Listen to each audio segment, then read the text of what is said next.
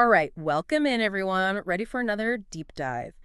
Today, we're tackling something I think a lot of us think about, probably more than we'd like to admit: confidence. We'll be looking at it specifically through the lens of the book, The Confidence Code, The Science and Art of Self-Assurance, What Women Should Know. Great choice. I'm excited to dig in. Yeah, I think this is going to be really good. What we really want to do today is figure out why, that feeling of being self-assured, why can it seem so hard sometimes? We want to understand what we can learn from research on all this. And then, of course, the big question: what are some actual things we can do, practical stuff, to actually build more confidence in our lives? I think a lot of people are going to benefit from this deep dive. As I was reading this book, what really struck me was how many times that lack of confidence, that little voice inside our heads, the inner critic, how many times has that held us back? Oh, yeah. And it could be big moments or small. Yeah. Think about it. Like when you hesitate to share an idea in a meeting, or maybe there's a new opportunity you're excited about, but you just don't go for it. Yeah. Or even just that feeling you get sometimes, that just hum of self-doubt, just kind of under the surface in regular everyday stuff. Yeah. I think it's something we all experience in some ways. Pretty universal, I'd say. Totally. And the book, it grabs you right from the beginning. It paints these pictures, these scenarios that are so relatable. You know that feeling, right? Like you want to give a toast, a really good one, but then you end up just kind of mumbling through a few words because the thought of speaking in front of everyone, your palms start sweating. Oh, yeah. Or maybe it's that voice in your head that pops up whenever you think about going for a promotion and it tells you you're not qualified for this. Or even worse, think about those times when someone says something that's just way off, but you stay quiet. It's so frustrating. You're second guessing yourself. Should I say something? What if they don't like what I say? It's like you're stuck. I think we've all been there in some way. And the book just nails those moments. It really does. Yeah. And what I find really cool about the Confidence Code is this idea that it lays out like a roadmap, It's like a blueprint for confidence. It's saying it's not just something you're born with, like you either have it or you don't. Right. It's something we can actually learn about and work on and develop. And that's especially important, I think, for women. Because let's face it, women often face these unique pressures around being confident. It can be tough. So let's dive into that blueprint a bit. What does it say? Yeah, let's unpack it. So the book starts off with this story about Vanessa, a really successful fundraiser. Okay.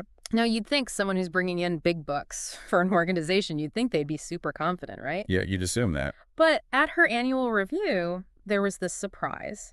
The president basically tells her, look, if you want to move up here, you got to start making decisions. And here's the kicker. He says it doesn't even matter if those decisions are always the right ones. Wow. What matters is that she's willing to make the call, to take action. And Vanessa, she was blown away by this, the idea that making a decision, taking action, that was more important than always having the perfect answer. That is fascinating. So right away, it's like the book is highlighting that confidence isn't just this internal feeling, It's also tied into what you do, your behavior, and being ready to act even when you're not totally sure. Right. And then the book takes us to this totally different world. Pro athletes.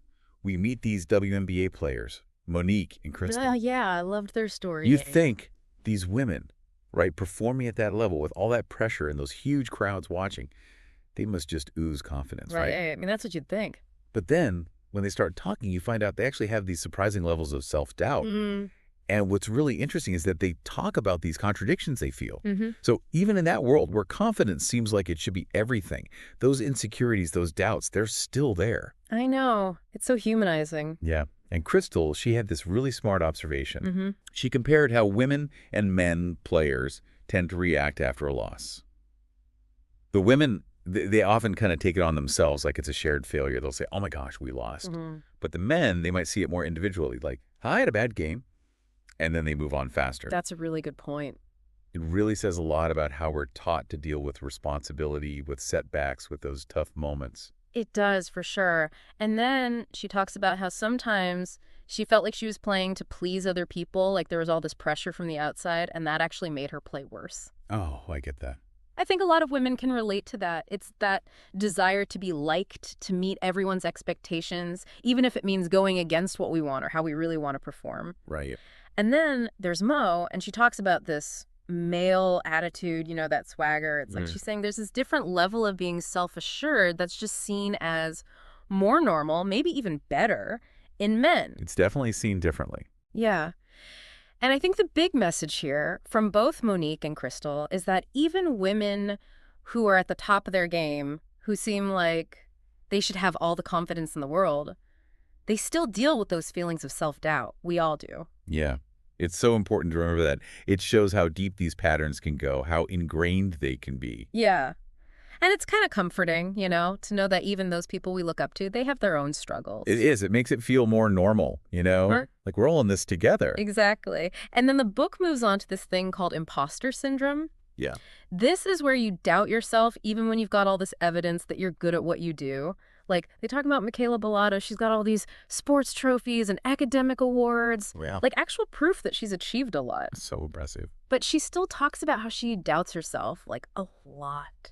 And she often says she just got lucky, that's all. Oh, that's so classic. It's like she can't see her own talent and hard work, even with all that evidence staring her right in the face. It is. It's like this gap between what you've accomplished and what you believe about yourself. Textbook imposter syndrome, I guess. And then there's Claire, who was a CNN correspondent in Moscow. Okay, during a huge time in history, Yeah, right? when communism collapsed. Yeah. Talk about being in the right place at the right time. But for years, she just brushed off her success. Oh, no. She'd say, I was just lucky to be there. But it wasn't just humility, Right. It was this deep down feeling that she didn't really deserve that success. That must be so hard to deal with. And what's crazy is that she realized later that by not taking credit for what she did, she was actually hurting her confidence in the long run. It's like by not recognizing her skills and hard work, she wasn't building that foundation she needed to keep going, to take those next steps in her career. Yeah, yeah. It's like you're robbing yourself of the recognition you deserve. It is. And then they talk about Elaine Chao, who was, a cabinet secretary, a huge deal. Groundbreaking. Yeah, she broke barriers. But even she says she constantly felt this fear of failing, this pressure of not wanting to let her family down. Wow. And then there's Claire Shi, this super successful tech entrepreneur in Silicon Valley, Wow. graduated top of her class in computer science at Stanford. Okay, this is no joke. But she still had that imposter feeling, all these amazing women at the top of their fields, and they still have that self-doubt. So it's not just about achieving things, it's about how you see yourself. Like external success doesn't automatically flip that internal switch. Exactly. And that's a really important point. If you want to overcome imposter syndrome, you have to actually acknowledge and internalize your accomplishments. It's not enough to just get the awards. You have to own them, believe in them. Totally. And the book takes it a step further and actually tries to measure this whole confidence gap thing. Okay. There's this UK study where half of British women said they felt self-doubt about their careers, Wow. compared to less than a third of men. That's a big difference. It is. It's like, statistically, women are dealing with this way more. And then there's the Dunning-Kruger study. I've heard of that. Yeah. This one is interesting. It showed that women consistently rated their scientific ability lower than men. But here's the thing. Their performance on this quiz was basically the same. So it's not that they were actually worse, they just thought they were. Exactly. Yeah. And it wasn't just modesty. They genuinely underestimated how many questions they got right. That's wild. It's like their internal compass was off. Yeah. And then the most telling part, even before they knew their quiz scores, way fewer women signed up for this science competition. So that lack of confidence, it stopped them from even trying. Right. Like they were already holding themselves back. And then the book talks about this idea of honest overconfidence, which they often see in men. Okay. It's not that men never doubt themselves, but they don't seem to dwell on it as much. True. And most importantly, it doesn't stop them from going for things as much as it seems to stop women. Right. It's like they're just more willing to jump in, even if they're not totally sure.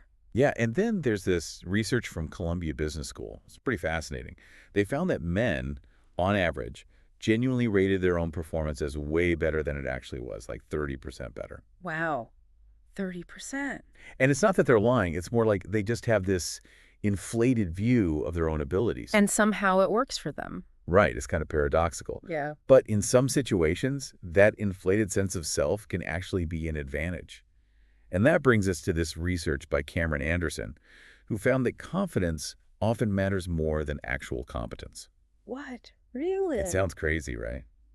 We tend to think that if you work hard and have the skills, people will recognize that. You think so? But what Anderson found is that it's often those outward signs of confidence that make people appear more competent, regardless of their actual abilities. So it's all about how you present yourself. Exactly.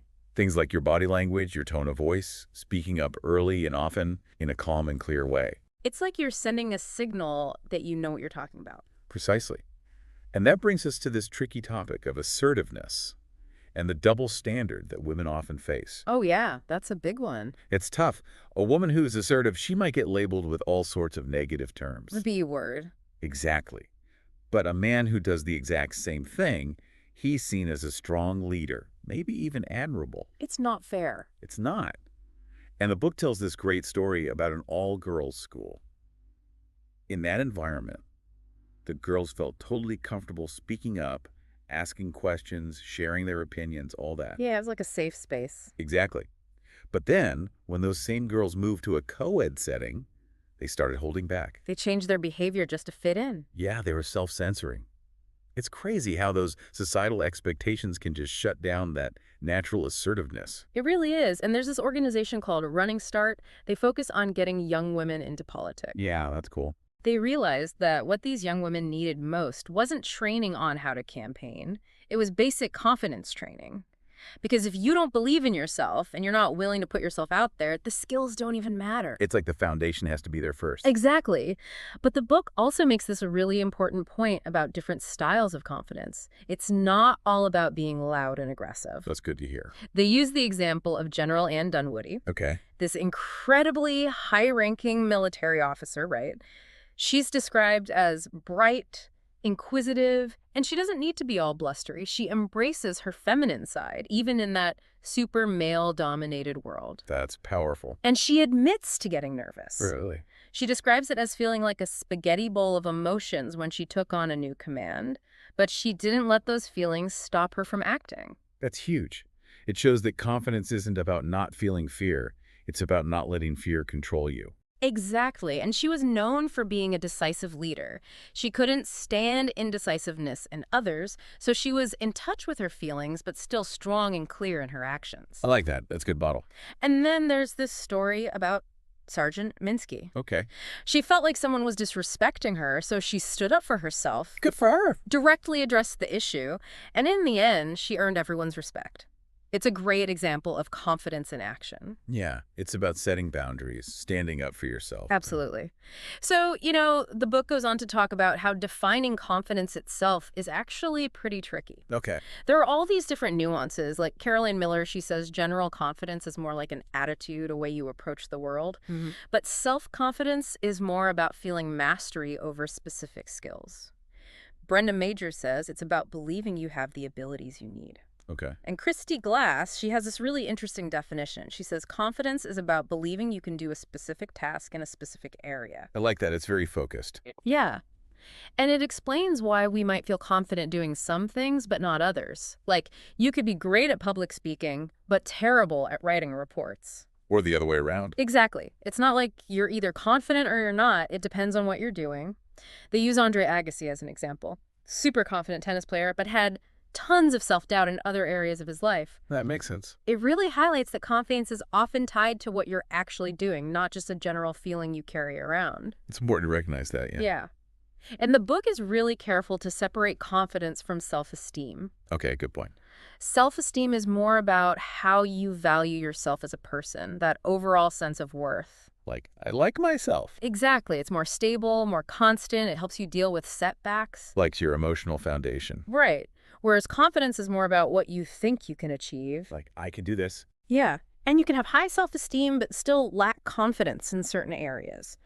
Or you could be super confident at work but still struggle with your self-worth deep down. Makes sense. Yeah. And then there's this really important idea of self-compassion. Oh, yeah. Tell me more about that.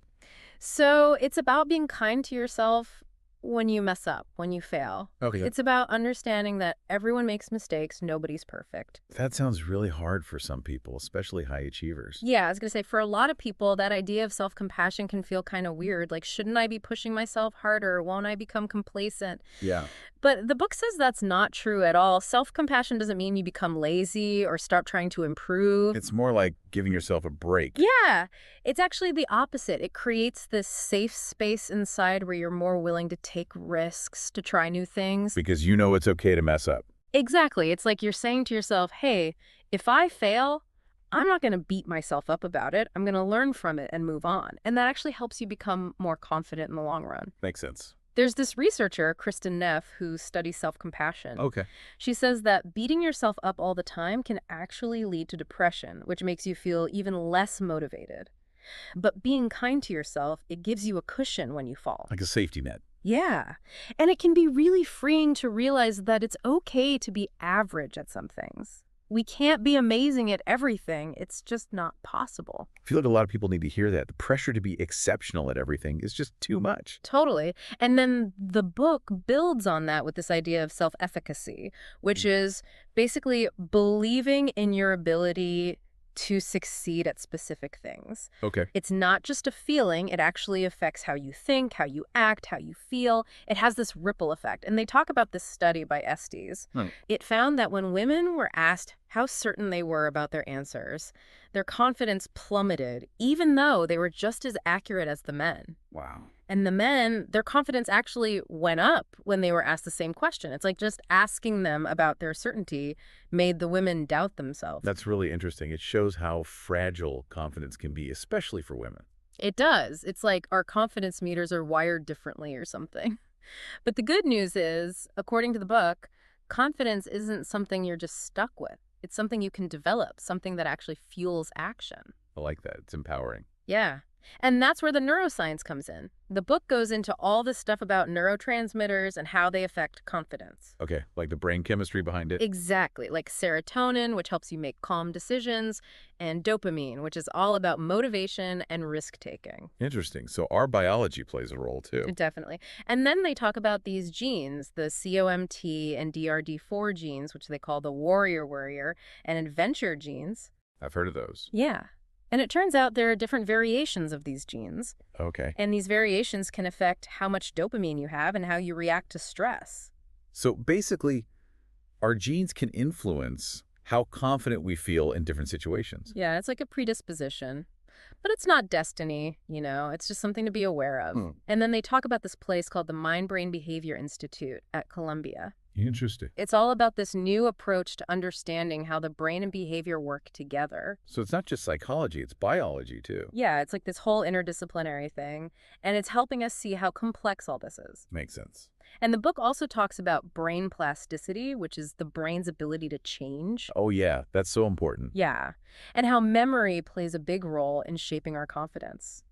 All our past experiences, the good and the bad, they kind of create this blueprint in our brains. So it's not just about the present moment. It's about everything that's happened to us. Exactly. And that's what makes human confidence so much more complex than in animals. We carry so much baggage. We do. And then, of course, there's the whole nature versus nurture debate. Yeah, that never gets old. I know, right? But the book emphasizes how powerful our environment is, especially when it comes to confidence. Like how we're raised. Yeah, especially for girls. They're often taught to be good and not make mistakes. Which can backfire. Exactly. It can make them less willing to take risks, which is how you build confidence. That's so true. It's like you have to be allowed to fail in order to learn and grow. Yeah. And there's this research showing that when boys fail, they often think it's because they didn't try hard enough. Okay. But girls, they often think it means they're not good enough. That's heartbreaking. It is. It shows how differently we internalize those experiences. And then they talk about Claire's daughter, Della. Okay. She's described as this fearless tomboy. Sounds like a force of nature. She is. And she's a total contrast to that good girl stereotype. So she's not afraid to take risks. Not at all. And they tell this funny story about her raising her hand with nothing to say. Oh, no, I've done that. We all have, right? But at first, they thought it was this great example of her being bold and wanting to participate. But then they talked to a psychologist who said that sometimes taking foolish risks can be bad. Makes sense. You don't want to be reckless. Right. But the point is, even when women don't feel confident, they often have something valuable to contribute. It's that internal meter being off again. Exactly. And then the book talks about how the classroom and the workplace are so different. Oh, yeah, that's a good point. The classroom is more structured, more about being good and getting good grades. More black and white. Yeah, but the workplace, it's messier. You have to be more assertive, more competitive, and sometimes that good girl mentality doesn't translate. The whole different ball game. It is, and a lot of girls don't get the same experience with competition that boys do, especially in sports. Yeah, that's true. So they miss out on learning how to handle those wins and losses, which can be super valuable later on. I agree. And that brings us to self-advocacy. Oh, yeah, that's a big one. The book talks about how you can't just assume people will recognize your hard work and your worth. You have to speak up for yourself. You have to make them see it. Yeah. And they tell this story about two junior staffers, Rebecca and Robert. Okay. Robert is constantly pitching ideas, sharing his opinions, even when he's wrong. Typical. Right. But Rebecca, who's just as capable, she hesitates to speak up. It's that same pattern again. It is, and it highlights how differently men and women approach those situations. And there's this research by Victoria Breskel. She found that senior women in leadership often downplay how much they talk. Okay. Why? Because they're afraid of seeming unlikable or bossy. Oh, that's so frustrating. It is. And the men, they tend to talk more as they gain power. It's like a double standard. It's a real double bind for women. And get this, they found that female CEOs who talk a lot are often seen as less competent than male CEOs who talk the same amount. That's unbelievable. I know, right? It just shows how much bias there is. And because women are often more concerned with being liked than being respected, it can make it harder for them to negotiate for what they deserve. Yeah, it's like they're playing by a different set of rules. They are. And when things go wrong, men tend to blame the process, but women often blame themselves. It's that internalizing thing again. It is. But the good news is, the book offers a bunch of strategies for building confidence. Okay, good. I was hoping for some practical tips. Yeah. Like Victoria Breskel says, you should just put your work out there and get feedback, even if it's tough to hear. Don't get stuck in your head overthinking everything. Just ship it. Exactly. And the book talks about reframing your negative thoughts, those automatic thoughts that pop into your head. Like when you tell yourself you're not good enough. Yeah. It's about challenging those thoughts and finding more balanced ways to think about things. Give me an example. Okay, so instead of thinking, I'm just not efficient, you could say, maybe I'm actually doing a good job juggling all these different things. Oh, I like that. It's a more realistic perspective. It is. And there's this guy, Petty, who has this idea of writing down your negative thoughts and then literally throwing them away. Okay, that's kind of cool. It's like a symbolic way of getting rid of them. I could see that working. Yeah. And the book says it's important to take credit for your accomplishments. Stop downplaying them. Exactly. Don't be afraid to say I instead of we when it's appropriate. Own your successes. Yes. And remember Michaela Bellotta and her pull-ups? Oh, yeah, she gradually got better, right? Yeah. It's about making progress step by step, celebrating those small wins. Consistency is key. And mastering public speaking. Ugh, I hate public speaking. I know a lot of people do. But the book says it's a skill you can learn, and it can boost your confidence in all areas of your life. Really? Yeah. And the trick is to focus on your message and your audience, not on your own anxiety. That's easier said than done. I know, but it's worth working on. And then there are those little things you can do, like getting rid of upspeak. Upspeak. Yeah, when your voice goes up at the end of a sentence like you're asking a question. Oh, yeah, I do that sometimes. It can make you sound less confident. Okay, good to know. And try power posing. It sounds silly, but it can actually make you feel more powerful. Interesting. And meditate. It calms your brain. Mindfulness. Exactly. But the book also warns against those toxic confidence boosters. Like what? Things like empty praise and participation trophies. They can actually make your confidence more fragile because you haven't really earned it. That makes sense. You need to actually achieve something to feel truly confident. Right. And they talk about how it's okay to let girls be a little bit bad. Oh, as in don't punish every little mistake. Yeah. It's about encouraging them to take risks, to speak up for themselves. Interesting. And in sports, it's more about mastering the skills than winning every game. It's about building that long-term confidence. Got it. And role models. Yeah. The book talks about how important it is to see people who look like you achieving great things. Representation matters. It really does. And Yeah. sometimes you just need a friend to give you a little push. Tough love. Yeah, sometimes. Like Claire tells the story about how she was super blunt with a friend who kept making excuses for not starting her business. Yeah. And that honesty is what her friend needed to finally take action. Sometimes you need that kick in the pants. Sometimes you do. And the book says it's important to challenge how you see yourself. Like question your own self-doubt. Yeah. Sometimes we're so stuck in our own heads that we need other people to give us a reality check. I get an outside perspective. Right. And those generic positive affirmations, they don't always work. Yeah, they can feel fake if you don't believe them. Exactly. But then there are these amazing stories like Eunice Musanopoulos. Okay. She grew up in this small village, and one day she saw a woman driving a car. And that changed her life. It did. It showed her that something different was possible, and she ended up getting an education and becoming a political leader. That's so inspiring. It is. And the book finishes by talking about this third way of confidence for women. A third way. Yeah.